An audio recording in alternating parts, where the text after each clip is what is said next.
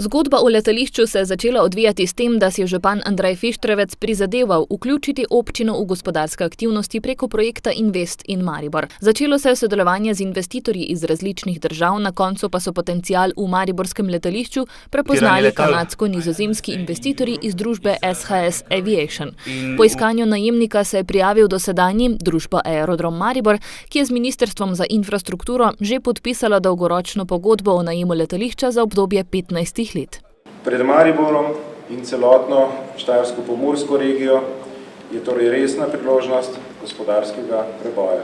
Ekipa za spodbujanje gospodarstva župana Andreja Fištravca, katere cilj je med drugim tudi povečevanje zaposlovanja v mestni občini Maribor, se je pred prihodom tujega investitorja v Maribor soočala s temeljnim vprašanjem, kako to doseči, in prišla do spoznanja, da je potrebno izboljšati infrastrukturo, s tem pa tudi frekvenco ljudi.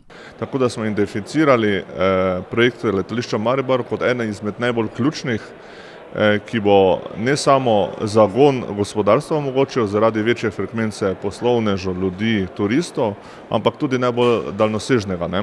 Kot neka točka postane frekventna, potem postane nekaj časa frekventna, vsaj za časa 1, 2 ali pa 3 generacije.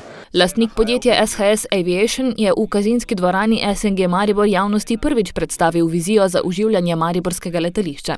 Načrti so ambiciozni, vendar po mnenju mnogih izvedljivi in realni. Maribor potrebuje take priložnosti, Slovenija potrebuje take priložnosti, to je projekt, ki daleč presega Maribor, ki presega Slovenijo, to je projekt, ki je pomemben za evropsko arhitekturo prometnih tokov in poslovnih priložnosti, in to je nekaj, kar lahko Maribor potegne iz, bi rekli, recesije, v katerem se nahaja praktično zadnjih 25 let. Tudi gospodarstveniki iz Maribora in regije bodo z zagonom mariborskega letališča zagotovo imeli veliko priložnosti. Nedvomno je to za našo regijo zelo velika priložnost. Letališče je v okno set v obe smeri, pravzaprav za nas, ki že tukaj poslujemo in skozi to lahko vzpostavljamo nove kontakte, in v obratni smeri seveda za turiste, ki jim bo Maribor tako in naša regija lažje dostopen, in seveda tudi za vse neke potencialne investitorje, ki še razmišljajo o lokaciji svoje investicije, se bodo mogoče na osnovi tega odločili, da bo ta lokacija prav v Mariboru. Po načrtih družbe SHS Aviation bi se iz mariborskega letališča lahko letelo že letos poleti, do konca leta pa napovedujejo kar 11 linij, med njimi eno s Kitajsko.